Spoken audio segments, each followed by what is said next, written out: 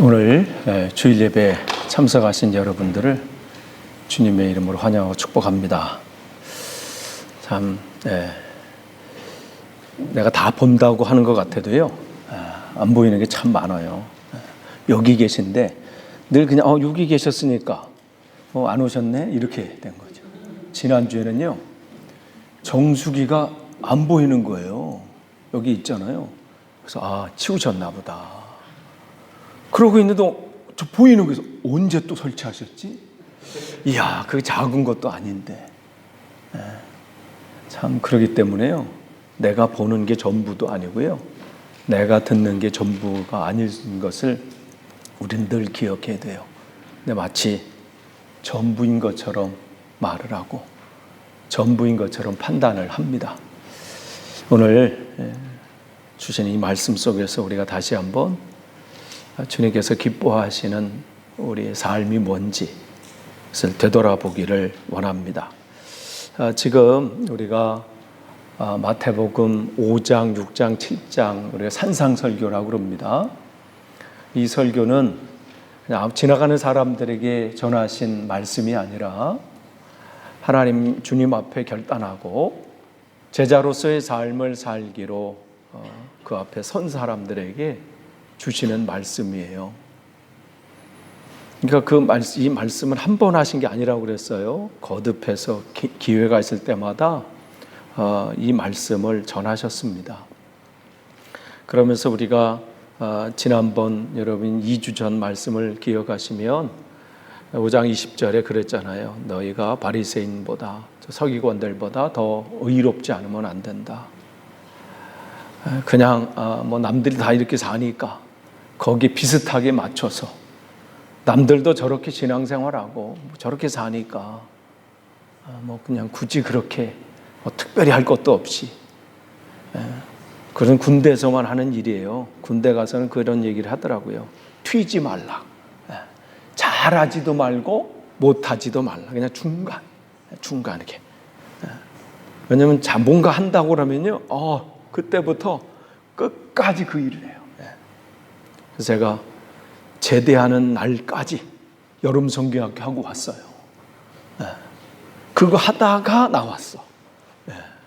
뭘 하나 한다고 그러니까 이것도 시키고, 제가 또 한 글씨 하거든요. 한 글씨 이렇게 글씨 쓰는 집 다 불러. 뭔가 이렇게 하면 안 돼. 근데 지금 주님은 우리가 이 세상의 그 가치관이 아니라 주님의 가치관이 뭔지, 하나님 기뻐하시는 삶이 뭔지, 그래서 지난주에는 이익과의 관계 속을 설명하시면서 우리의 말이 어떠해야 되는지, 남을 함부로 하거나 그 인격을 짓밟거나 우리 이 언어를 조심하라고 말씀을 하셨습니다. 오늘은 마태복음 5장 27절 말씀을 이렇게 보면요, 또 간음하지 말라 하였다는 것을 너희가 들었으나 나는 너희에게 이르노니 음욕을 품고 여자를 보는 자마다 마음에 이미 간음하였느니라. 그러니까 여기서 음욕을 품었다라고 하는 것은 어떤 사람을 보고 내가 구체적으로 저 사람 이렇게 하겠다고 각오하고 계획하고 그렇게 마음속에 계획을 세우는 그러한 것입니다. 그런데 우리 여러분 이 상황, 우리의 말씀을 보면서 주님께서 왜 이 말씀을 이 제자들에게 하셨을까? 이 부분을 우리가 알 필요가 있습니다. 그러면서 이 부분을 말씀하시면서 29절 또 30절 보면요, 너무 무서운 살벌하게 말씀하시는 것 같기도 해요. 내 오른 눈이 너로 실족하게 하거든. 이 실족한다는 것은 어떠한 여러분이 어떤 뭔가를 이렇게 잡을 때 이렇게 이 구덩이를 파놓고 나뭇가지 이렇게 쫙 이렇게 해서 마치 동물들 이렇게 잡을 때 아무것도 없는 것처럼 하다가 푹 빠지게 하는 그러한 이제 어떠한 장애물을 설치한다, 이런 것들인데, 내 보는 눈이 내가 신앙의 길을 걸어가는데 어떤 장애가 된다면 어떠한 결단을 해야 될지를 우리에게 말씀해 주십니다. 그러면서 하나가 없어진 것보다 지옥불에 던져지는 것보다 낫다. 또한 내 오른손이 너로 실족하게 하거든. 그것을 내버리라. 내 백체 중에 하나가 없어지고 온몸이 지옥에 던져지지 않는 것이 유익하다. 그러면 왜 주님께서 이 전에 언어 생활에 대해서 한 사람 우리가 대할 때 그 사람이 어떤 사람이든 내가 함부로 판단하거나 함부로 말할 사람이 없다. 그래서 그 사람을 모욕하거나 업신여기거나 이런 말하는 것을 조심하라. 그리고 어리석은 자라, 즉 그 어리석은 자는 뭐 미련하다, 뭐 어리석은 이 정도가 아니라 그의 인격을 말살하는, 내가 가지고 있는 판단으로 인해서 저 사람은 이런 사람이야, 저 사람은 저런 사람이야 판단해버리는 그것들. 근데 그런 부분들은 제자들의 삶 속에서 그렇게 또 여김을 받을 거라는 것이죠. 오늘 이 본문을 우리가 이해할 때는 그 당시 유대인들이 이 결혼에 대해서 남자와 여자의 관계가 어떠한 그들의 생각을 가지고 있는지를 알 필요가 있습니다. 당시 유대인들은 결혼은 굉장히 신성한 것이었어요. 그래서 이 율법을 연구하고 또 하나님 앞에 내가 특별히 나는 하나님 앞에 드려진 사람입니다. 그런 사람 외에는 결혼은 필수였어요. 만약에 내가 결혼을 안 합니다 하는 것은 어떤 거냐면 율법을 범하는 사람이에요. 하나님께서 여기서 내 모든 것을 충만하라, 가정을 이루어라, 뭐 이러한 것들, 이러한 말씀을 거부하는 것이기 때문에 특별한 이유 없이 내가 결혼을 안 합니다 라고 하는 것은 하나님의 나라를 확장하는데 그 일들을 방해한 것이라고 생각해서, 그러니까 그들은 그 결혼에서 굉장히 중요하게 여겼습니다. 그래서 그 결혼 상황에서 또 가정 생활 속에서 굉장히 중요하게 여기는 죄를 뭐라고 생각하냐면 우상 숭배, 그다음에 살인, 그다음에 마지막으로 간음죄예요. 이러한 죄를 짓는 사람은 차라리 죽는 게 낫다. 이 정도로 그들은 이 한 부부의 관계 속에서 이 가정을 지키는 것에 대해서 굉장히 중요하게 여겼습니다. 그런데 생각은 이렇지만, 기록에는 그렇게 돼 있지만 그들의 실제 생활은 그렇지 않았다는 거예요. 그 당시 이 이혼에 관한 부분에선 여자는 아무런 권리가 없었습니다. 그러니까 남자가 나 이혼해야지 하면 마음 먹으면 가능했습니다. 자기 마음대로 진행할 수 있었죠. 그러니까 그 여자의 모든 그 삶의 권리는 그 집의 아버지나 그 남편에게 달려 있습니다. 그러니까 여자는 어떤 이유라도 이혼할 수가 없어. 그 권리는 남자에게 있습니다. 그래서 남자는 대신 마음대로 이혼할 수 있었던 시대예요. 지금 보면 뭐 그런 시대야 그렇지만 이때는 그냥 그게 자연스러운 그러한 모습이었습니다. 그러니까 랍비들 가르치기를 남자는 어떤 상황 가운데서도 이혼할 수 있다. 뭐 이게 그들의 사람들이 가지고 있는 인식이었습니다. 근데 문제는 그런데 그러한 가운데 주님께서 이런 말씀을 하시잖아요. 누구든지 아내를 버리려거든 이혼 증서를 줄 것이라 하였으나 그런데 나는 너에게 이르노니 누구든지 음행한 이유 없이 아내를 버리면 이는 그로 간음하게 하며 또 누구든지 버림받은 여자에게 장가드는 자도 간음함이니라. 이때 사람들은 이해가 안 되는 말씀을 갑자기 하시는 거예요. 이 말씀은 신명기 24장 1절에 근거합니다. 사람이 아내를 맞이하여 데려온 후에 그에게 수치되는 일이 있음을 발견하고 그를 기뻐하지 아니하면 이혼 증서를 써서 그의 손에 주고 그를 자기 집에서 내보낼 것이요. 그런데 문제는 이 수치되는 일이 뭐냐, 이 부분이에요. 이 수치되는 일이. 이 부분에 대해서 지난번도 말씀드렸지만 이 당시에 바리새인들, 서기관들은 뭐 하는 사람들이라고 그랬어요? 이 율법을 사람들이 잘 지키고 싶은데 이걸 이렇게 하는 것이 맞습니까? 저렇게 하는 것이 맞습니까? 이 부분들을 해석해 주는 일들을 그들이 했어요. 그러니까 사람들이 묻는 거죠. 여기서 그러면 수치스러운 일이 뭡니까? 어떻게 하는 것이 그럽니까? 그럴 때 두 가지 의견들이 있어요. 좀 보수적인 데서는 어떻게 했냐면 간음하는 것이다. 다른 남편 이외에 다른 남자를 나와 관계를 맺는 것, 간음하는 것, 음란한 것, 이것 이외에는 수치스러운 일이 없다. 그 얘기는 기본적으로 이혼이 안 된다는 그러한 얘기지요. 그런데 또 다른 쪽에서는 어떻게 그 당시에 예수님 당시에 그 전부터 어떤 해석들이 왔냐면 좀 더 광범위하게 이것을 열어주는 거예요. 어떻게 되냐면 여자가 음식을 했는데 너무 짜. 음식이 짜.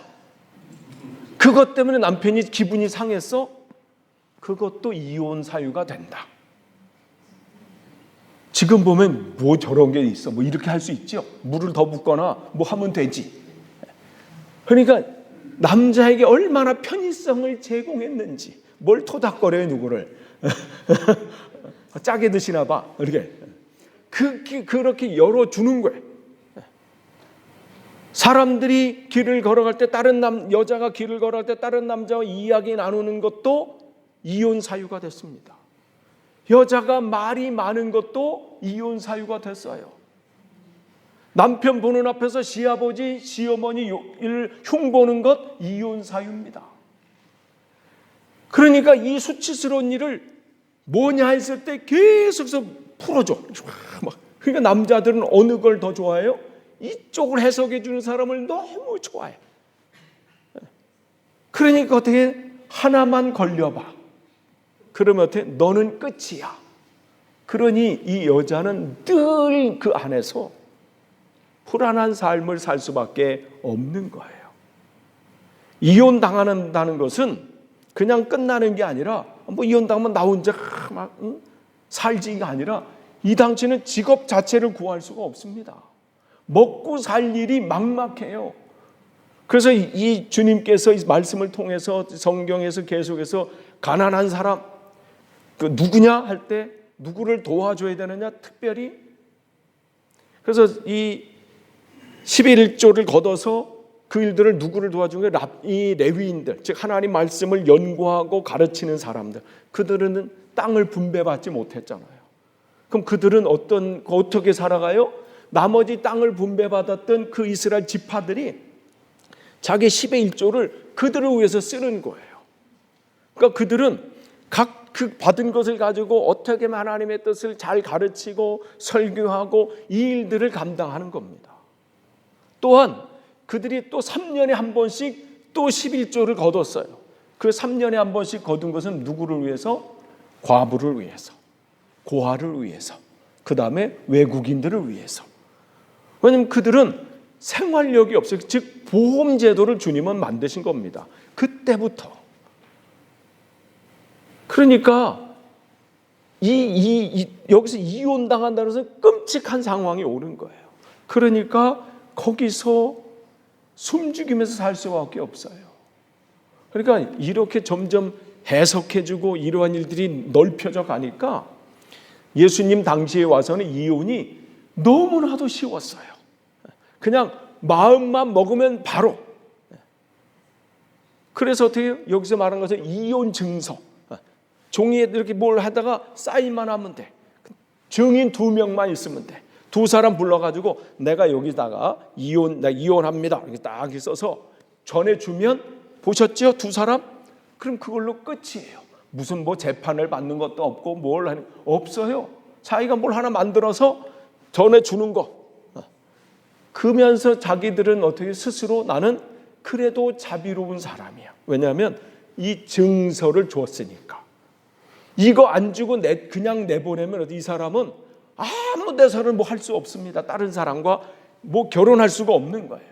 그나마 이 증서를 줬기 때문에 당신은 자유스럽게 그 뿌듯함이 그 안에 있는 것이죠.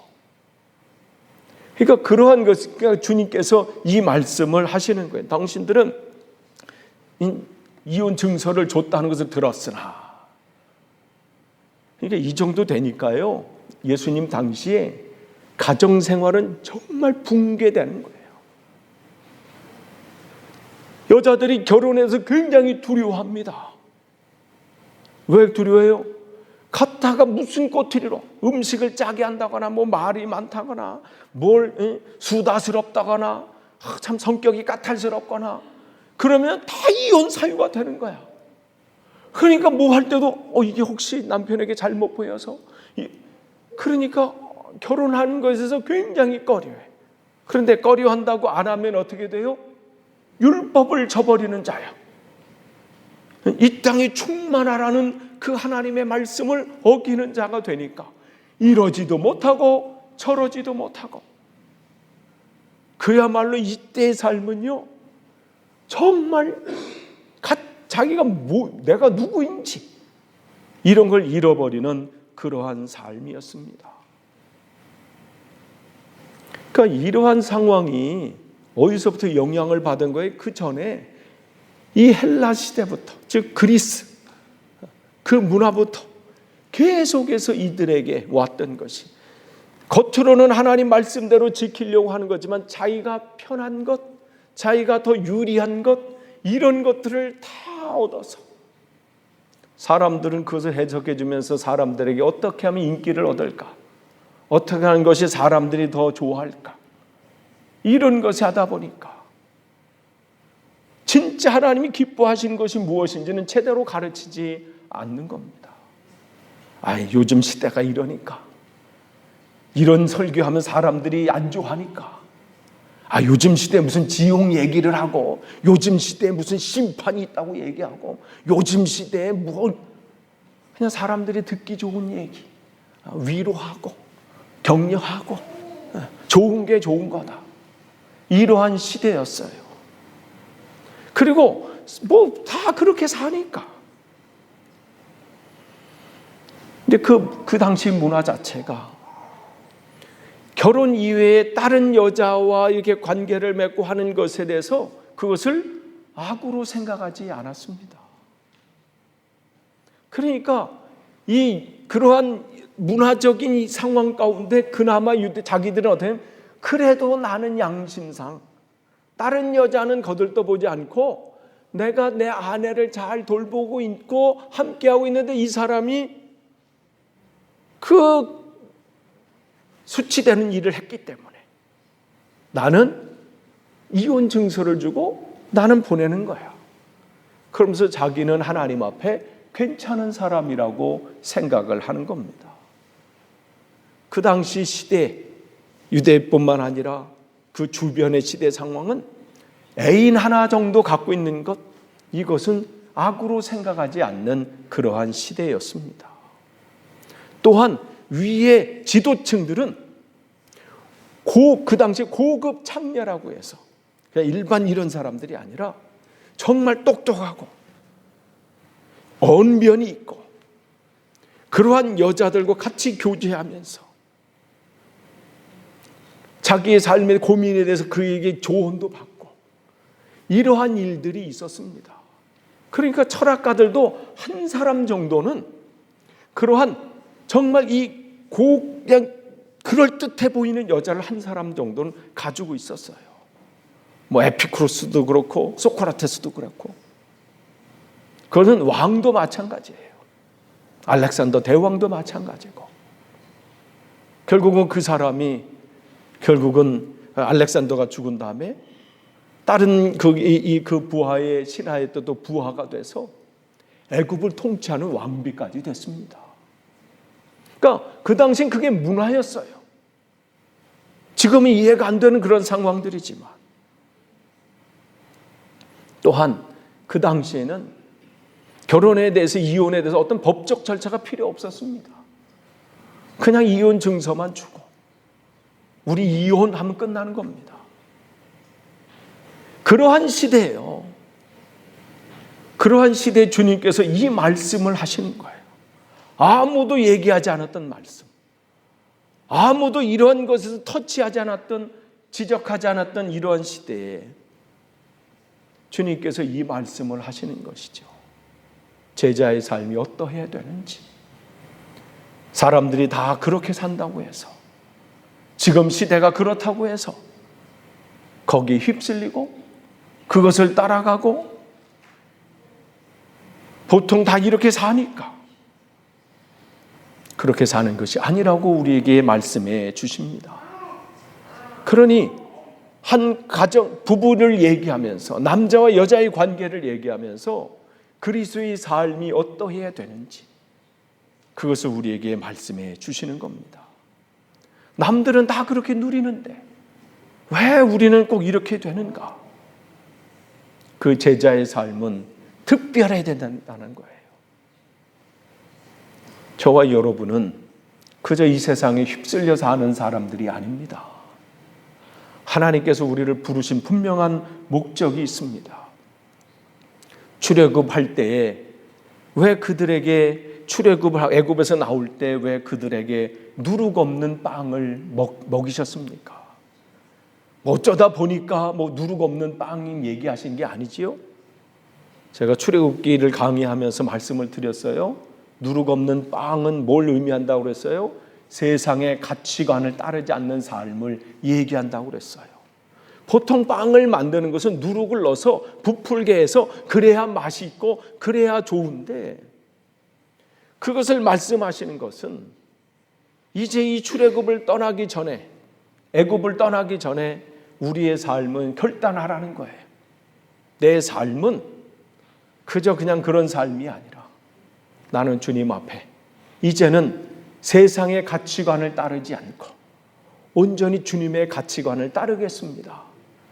그렇게 결단하는 자가 되어야 된다는 거예요. 이전에 내가 남들이 그렇게 살았던 그런 삶이 아니라 이제는 내가 주님 앞에 그런 결단을 하기를 주님께서는 요구하십니다. 근데 그 결단이 어떤 결단이어야 돼요? 네 눈이 너를 그 길을 걸어가는 데 있어서 장애물이 되면 그거를 빼는 그 심정으로 결단하라는 거예요. 그만큼 사람이요 변화되기 쉽지 않기 때문에 그래요. 그 길을 걸어가는데 네 오른손이 그 일들을 장애물이 되거든 그를 자르는 심정으로 결단하라는 거예요. 제자의 삶은 그래야 된다는 겁니다.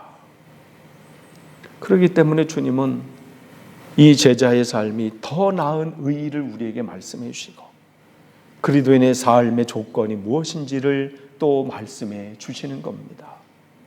저와 여러분, 우리는 세상에 휩쓸려 살 수 있는 그러한 사람들이 아닙니다.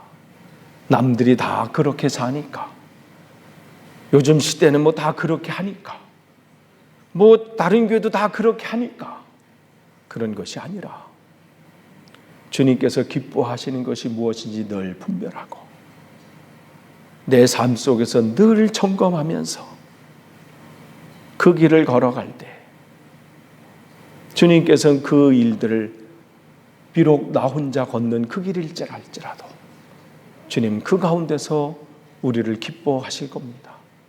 저와 여러분이 그러한 하나님의 은혜를 또 여러분 삶 속에서 드러내기를 간절히 축원합니다. 기도하겠습니다.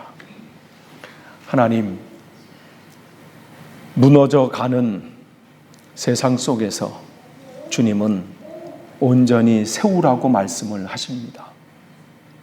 다른 사람들이 다 그렇게 사는 길을 간다 할지라도 우리는 그 길을 거슬러 올라가라고 말씀을 하십니다. 하나님,